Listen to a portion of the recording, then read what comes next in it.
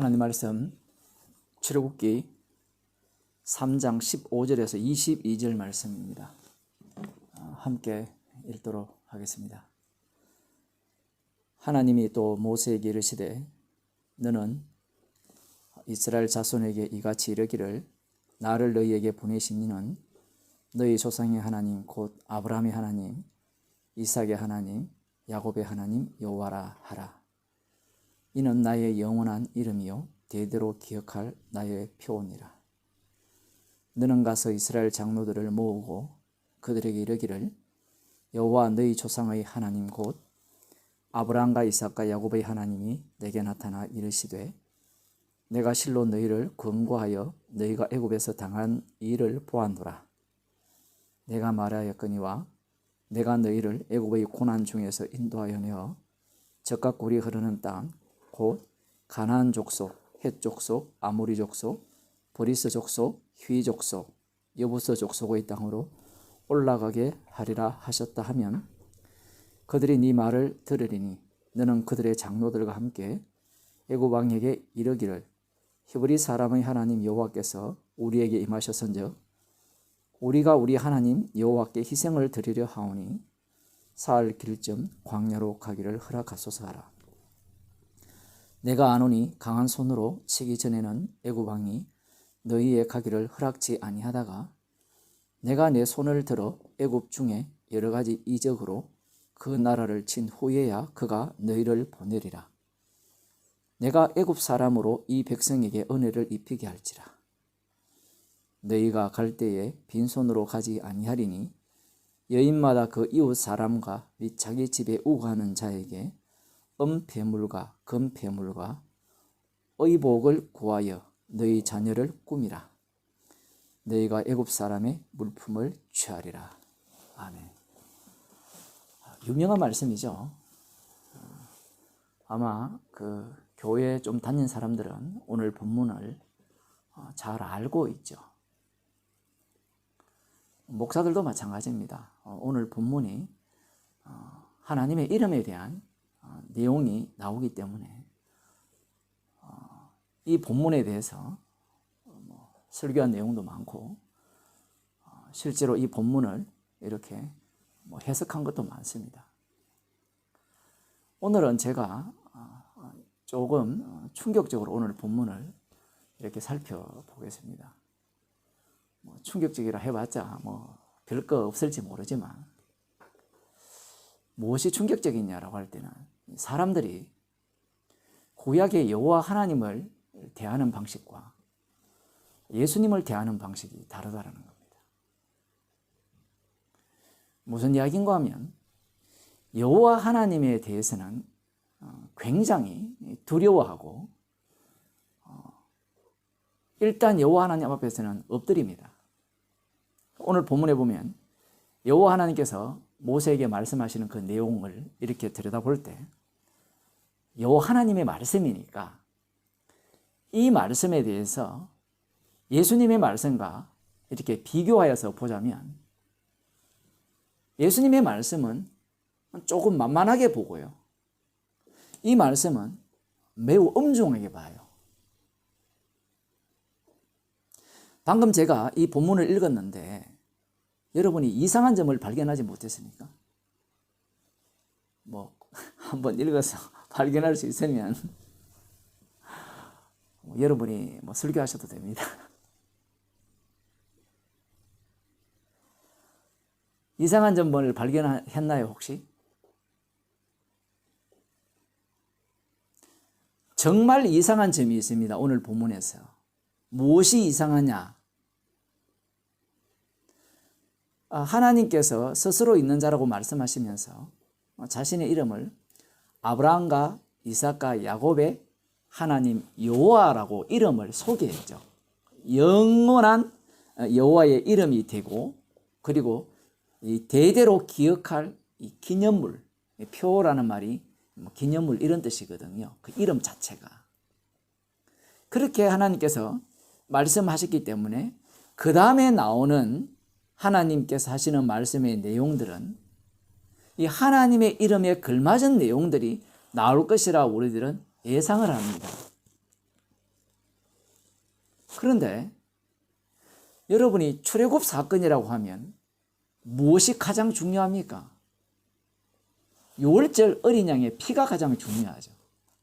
그런데 지금 하나님께서 자신의 이름을 밝히시면서 이 이스라엘 자손의 그 애굽에서 당한 일들을 다 보셨고 그들을 고난 중에서 인도하여 내어 약속의 땅으로 인도할 것이라는 것도 말씀을 하십니다.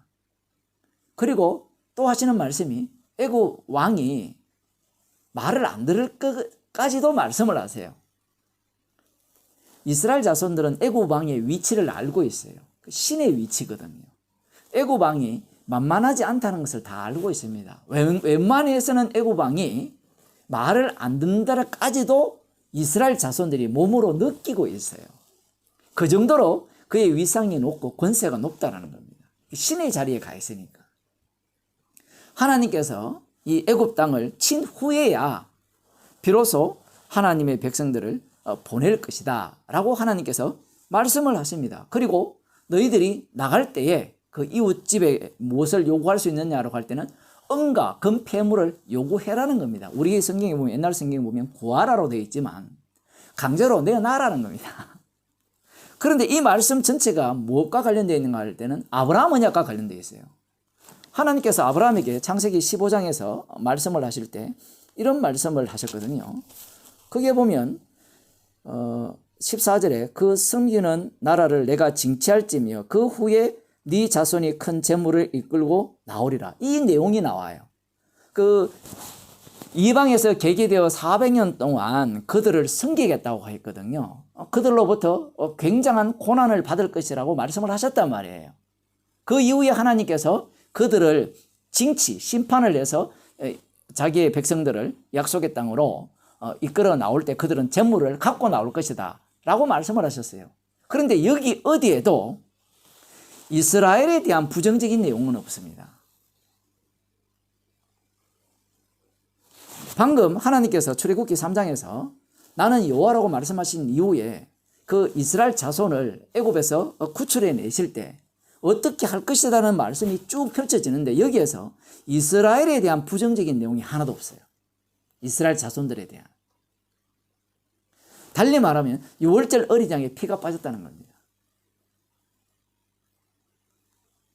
사람들은 이 부분을, 이 말씀을 보면서 주목하지 않아요.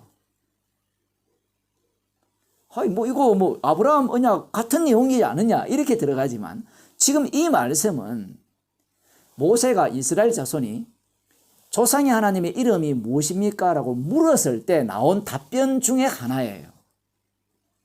그러면 우리는 하나님께서 하시는 말씀이 옳은 말씀이니까 다 맞지요. 그런 말이 없지 않습니까? 라고 우리는 받아들이기 쉬워요. 물론 맞습니다.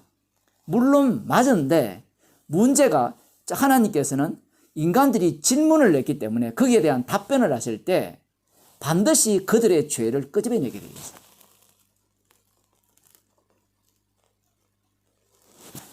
끄집어내는 방식이 무엇이냐라고 할 때는 그들이 오해할 만하게 대답을 하시는 거예요. 이 4장에 보면 바로 모세가 하나님 그들이 안 믿을 건데요 이래 나오거든요. 이게 무슨 얘기인가 하면 분명히 언약대로 하신다라고 말씀을 하셨고 그리고 그들이 바라는 이름을 알려주셨고 그들이 바라는 이름대로 알려주심과 동시에 그들이 원하는 방식으로 이스라엘 자손을 애굽에서 구원한다라고 하셨거든요. 그러면 그들이 이 말씀에 아멘 해야 되는데 그렇지 않다라는 겁니다. 이게 계속 반복되거든요. 나중에 기적 보여주면 믿는다는데 나중에 자기들이 괴로움 당하면 다시 거부를 해버려요. 하나님께서 지금 아브라함에게 하신 언약대로 답변을 하시죠. 특별한 내용이 없습니다. 창세기 15장의 내용을 조금 더 풍성하게 똑같은 거예요. 그대로 답변을 하셨고 근데 이 답변의 내용이 하나님의 여호와라는 이름과 관련되어 있다라고 할 때 이스라엘 백성들이 기대하는 신은 어떤 신이냐? 바로 이런 신이에요. 자기들은 그냥 억울하게 당했다. 그 억울하게 당했으니까 여호와라는 이름을 가진 자신의 조상들의 신이 이 애굽 왕을 쳐가지고 그들을 심판할 뿐만 아니라 그 치는 와중에 우리들은 애굽 사람들이 갖고 있던 재물들을 강제로 달라고 해서 그 재물들을 갖고 그 애굽 사람의 물품을 취하여서 출애굽한다라고 생각을 하는 거예요. 여기에는 자기들이 죽어야 되는 내용이 담겨 있지 않습니다.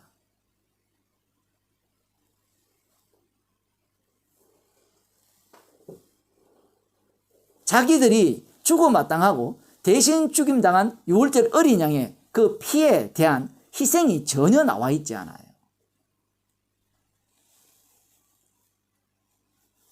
마태복음 20장을 한번 보겠습니다. 마태복음 20장 거기에 보면 그 20절에 보면 그때 세베대의 아들의 어미가 그 아들들을 데리고 예수께 와서 절하며 무엇을 구하니 예수께서 가라사대 무엇을 원하느뇨 가로되 이 나의 두 아들을 주의 나라에서 하나는 주의 우편에 하나는 주의 좌편에 앉게 명하소서. 예수님께서 이 말씀을 하셨을 이렇게 요청할 때 엉터리를 구하지 말라. 하나님 나라는 그런 것이 아니다. 이렇게 말씀하셨으면 나머지 제자들의 오해가 안 돼요. 이렇게 요청을 할 때 예수님이 무슨 말씀하시는 거면 예수께서 대답하여 가라사대 너희 구하는 것을 너희가 알지 못하는도다. 나의 마시려는 잔을 너희가 마실 수 있느냐? 예수님이 마치 그들이 구하는 것을 들어주는 식으로 대답을 하시죠. 나의 마시는 잔을 마실 수 있다면 주겠다라는 식으로 말씀을 하시는 것 같은 거예요. 야고보와 요한이 지금 이렇게 이해하는 겁니다. 세베대의 그 두 아들의 엄마도 마찬가지고 저희가 말하되 할 수 있나이다 하죠. 왜 할 수 있다고 합니까? 자신들이 요청한 것을 예수님이 들어주신다고 생각하니까 그러면 예수님이 시키는 대로 한다면 우리는 하나는 우편에 하나는 좌편에 앉을 수 있다고 생각하는 거예요. 여기는 자기들이 죽어야 된다는 것은 꿈에도 생각 못하는 겁니다. 그 예수님의 답변 자체가 이들의 죄악을 이들의 본성을 끄집어내는 답변이거든요. 방금 오늘 읽은 그 출애굽기 3장 15절 이하도 마찬가지예요. 하나님께서 이스라엘 자손들 이름을 물었을 때 이름을 알려주어서 내가 언약대로 한다라고 했을 때 그들의 죄악이 고스란히 노출된다는 사실을 꿈에도 상상하지 못하는 겁니다. 하나님의 답변이 그러한 답변이에요. 예수님의 답변이 똑같은 거예요. 그래서 제가 시작할 때 예수님의 말씀은 만만하게 보고 여호와 하나님의 말씀은 굉장히 만만하지 않게 보는 거예요. 사람들이. 성경을 해석하는 법을 보면. 예수님이 누굽니까? 진짜 하나님이잖아요. 그러하다면 이 출애굽기에 나오는 말씀을 보는 태도와 지금 마태복음에 나오는 공간복음에서 나오는 예수님의 말씀 모든 성경 말씀이 만만하지 않죠. 히브리서에 그렇게 말씀하시잖아요. 이제는 끝난 세상이잖아요. 심판주가 왔기 때문에 이 말씀을 거역하면 용서함을 못 받잖아요. 예수님의 말씀이 만만하지 않거든요. 똑같습니다. 그 제자들에게 마치 이 세베대의 두 아들에게 마치 마실 수 있느냐 하니까 그러면 마실 수 있다 하니까 마치 이들은 그 다음 보세요. 예수님께서 가라사대 너희가 과연 내 잔을 마시려니와 이 말 또 못 알아듣죠. 저그들이 마시는 게 아니고 주님 마시게 합니다. 성령을 주시버려죠.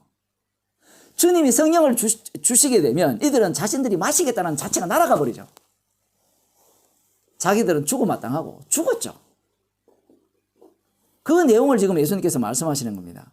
그러면서 내 좌우편에 앉는 것은 나의 줄 것이 아니라 내 아버지께서 누구를 위하여 예비하셨든지 그들이 얻을 것이니라. 이 말씀의 뜻은 뭐예요?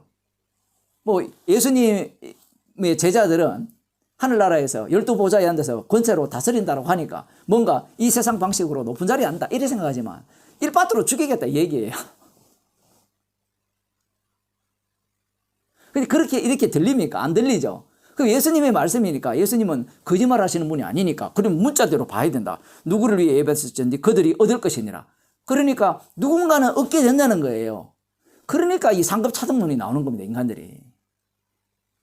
지금 이 말씀이 인간의 그 본성을 인간의 악마성을 지금 들추어내는 말씀인데 이 말씀을 갖고 그 악마성을 그대로 노출하면서 야 예수님은 정말 이 우편에 좌편에 앉게 해주실 것이다. 우리가 그런 기대감을 갖고 예수님께 순종합시다. 주님이 마시는 잔을 우리가 마십시다. 주님 제가 마시겠습니다. 이런 자들은 다 지옥 갑니다. 물론 이들이 마신다고 했을 때 주님께서는 긍휼의 그릇으로 선택했기 때문에 성령을 주셔서 그 잔을 마시게 하시죠. 마시게 해버리니까 완전 전복이 일어나 버리죠. 자신들이 상상하고 기대했던 것과 전혀 다른 세상이 되어버리는 겁니다. 그러자 10 제자가 듣고 그 두 형제에 대하여 분이 여기거늘 놀랍지 않습니까? 나머지 10제자가 그들의 본성도 예수님을 따르는 그 목적이 그대로 드러나 버렸습니다. 지금 제가 이 말씀을 드리는 이유가 지금 출애굽기 3장 이 본문을 사람들이 해석을 할 때 하나님의 말씀이니까 하나님의 말씀대로 우리가 보고 이 말씀대로 하나님이 하시는구나 이렇게만 생각하는데 지금 이 본문 자체의 위치가 질문을 했잖아요. 그 질문에 대한 답변이잖아요. 그럼 그 답변을 이들이 들었단 말입니다. 얼마나 신나는 일입니까? 들어보니까 그들의 악마성이 그대로 노출됩니다. 하나님은 우리를 위해야 된다는 거예요. 그러니 이렇게 말해도 모세가 뭐라 합니까?